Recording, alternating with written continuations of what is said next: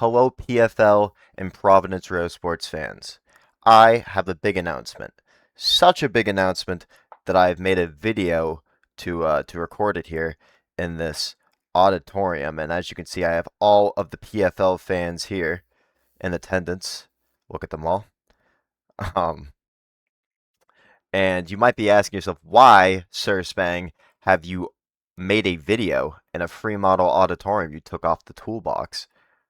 For a league announcement. I usually just write these out. Well, this is a big one. And the reason it's a big one is because it's probably more than likely going to cost me all of our donator memberships. Because right now, our donator memberships are usually bought so that you can get ahead of the other large candidate list and get a team before everyone else. But my announcement today is that there won't be a candidate waitlist anymore because we're just going to add teams every time we have a surplus of candidates so that everyone can have a team all the time. And what you might be asking is, well, Sir Spang, how are you going to do that? And what happens when you end up creating too many teams and now there's empty teams and not enough candidates to fill those teams? Well, my good sir, I prepared this text document that you can't see, but I will now read off of. And when I say me, I mean I made the AI do it. Um, Here is our new system. And our new system is, well, obviously, you become a candidate, you immediately get a team. If we have to create new teams, because maybe we go beyond that demand, that's what's happened in the 5v5 league, which I was testing this system on.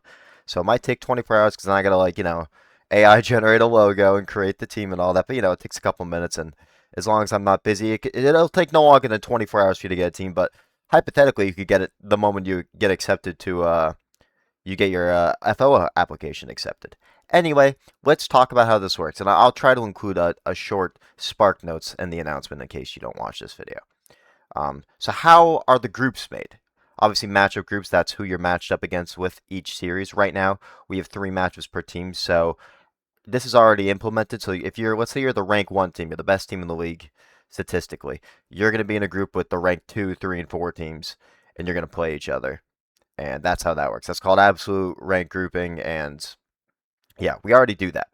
But let's say, because we're adding teams as we come along, we might not have an amount of teams that is divisible by 4. So let's say we have 13 teams and still trying to have 3 matchups per team so that there's still 4 teams per group. Well, what we're going to do is we're going to spread that love out, right? So we're not just going to have one group with, one team and then the 3 other teams are vacant and they have to wait for an owner to get appointed, if one ever even does. So instead, we'll split it up. So we'll have like one group with 4 teams, and then 3 groups of 3 teams. You might be asking yourself, "Well, Sir Spang, I'm at the top. I'm looking for competition. I'm not trying to forfeit win my way to success." And the fact of the matter is that if a team is ownerless during like a series progression, they get pushed to the bottom anyway. So usually it's going to be new owners who at first might have a vacant spot in the group, but the higher ranking teams, which are probably going to be the same high ranking teams as there are now. I mean, obviously I'm hoping that this brings in more people because they don't have to wait for a team and all that or pay or anything like that. But the high ranking teams should not have empty groups ever. Division 1 should be, for all intents and purposes, always filled with teams, especially because as new owners come in, the bot prioritizes filling the higher ranked teams first. And I have more details about this in a second, but that's the idea there.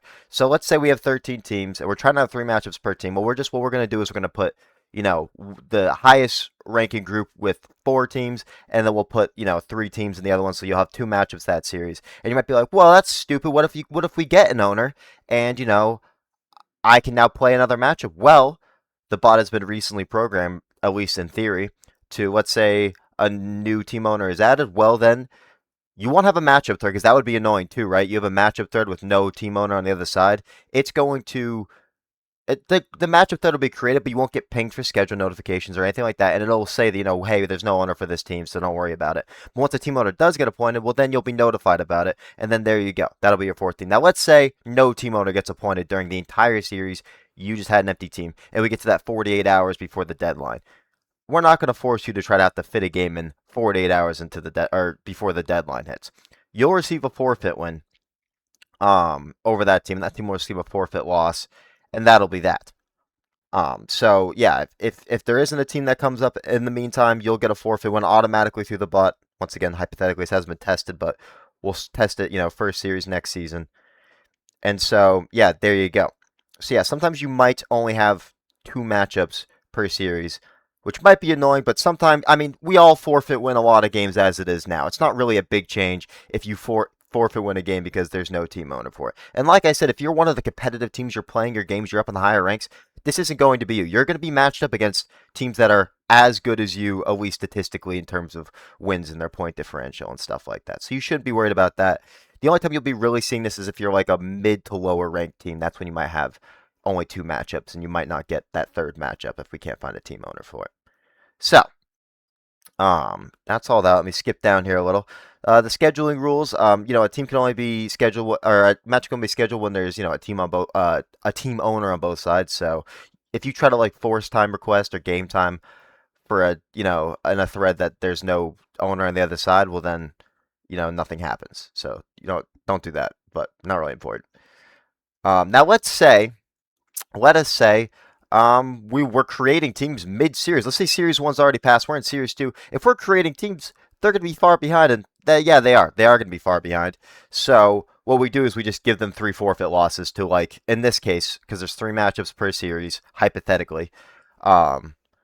They would just receive 3 forfeit losses, so they'll be like negative 42 PD, 0 for 3. And you'll be like, well, that sucks. I don't want to start with an 0 for 3 team. Well, then the solution there is, buddy, there's not a waitlist, dude. All you had to do is apply when the season began. So you're the idiot. Fuck you. Anyway, yeah, so you shouldn't be worried about that either. The only reason you should be receiving a team that is already, shit canned for the season or has, an 0 for 3 record for the first series is because you didn't apply on time, and there's no reason not to now because there's no waitlist. So it was just you being lazy and or not informed as to what's going on with PFL. So it's your own fault. Can't help you there.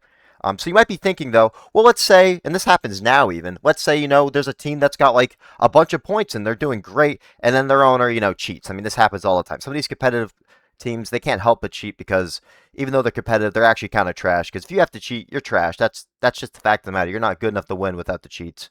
You're not cheating because you're bored. Stop lying. Totally different conversation. But yeah, let's say a team that's cooking, right? A team that's cooking, they get caught alting, they get caught cheating, whatever. We have to disband them and replace them with a new owner. Well, does that new owner really deserve to receive all of the points that contribute to their playoff berth? Absolutely not. So we have a solution, and that solution is we're just going to have the points. So let's say you inherit a team with 36 points in like Series 3, right? You're still eligible for playoffs, and right now, 36 points, I mean, right now anyway, that's a guaranteed playoff berth. I mean, you just inherited a perfectly good team. We're not letting that slide, and the way we're going to not let that slide is we're just going to have the points. So 36, what's that, 18? You inherit the team, you get put down to 18 points.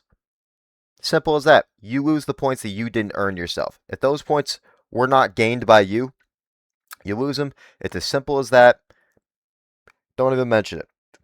Any points you gave from that point forward, you know, those are yours. Those won't get halved. And don't worry, we're going to keep the actual raw points in case, let's say, you get falsely disbanded, we reappoint you. You earned those points before. We can restore them after the fact. So don't worry about that. Don't worry about that. Short groups and free wins. If a group is smaller than a full group, you might receive standings only free wins. So let's say, there's an uneven amount of teams as well. It's not that there's an even amount of teams, but some of them don't have owners. There's an uneven amount of teams, meaning there's not even a team that can be placed in your group. And once again, you will not have to worry about this if you're at the top, if you're like one of the top teams, you're playing your games, you're one of the better teams at PFL. This is like for newbies. Like you get appointed to a team, it's your first series, you might have a team that doesn't have an owner, and you might have a team that doesn't even exist, and you are in a group of 3 without a team entirely. So, in that case, we'll still wait to see if we can create a team. Let's say a team owner, let's say all the teams are filled and we have a new candidate and we have to create a new team for them. Your group might be given like that team. So let's say you're in a group of 3, as in there's literally only 3 teams that exist in your group, and we create a new team that will now could be placed in your group. That'll be the 4th team, and it'll automatically create the matchups. Obviously, this might shorten your deadline a little. Like, let's say that team gets added like 3 days in the deadline. Now you have less time to play that team. But I don't think anyone's really going to care about that. And it's whatever. And, of course, because you had a team before that person's new created team was there, you get the scheduling advantage for all the days that they didn't exist as a team. So don't worry about that. It's not going to be worked against you. So at worst, you'll probably get force rights. So, yeah. And once again, you're at the top. Don't worry about it. It's not going to be you. You're going to be playing against 3 teams that are good and active, and you won't have to worry about that. But let's say, we don't create a team there, and you're Your matchup group is three teams the entire time. Well, in that case, you just get a free forfeit win. But it's not like there's a matchup to even show since there's not even another team you played. We're just trying to keep you up to date, right? Because each series we have to have all teams have three, wins or losses for that matchup.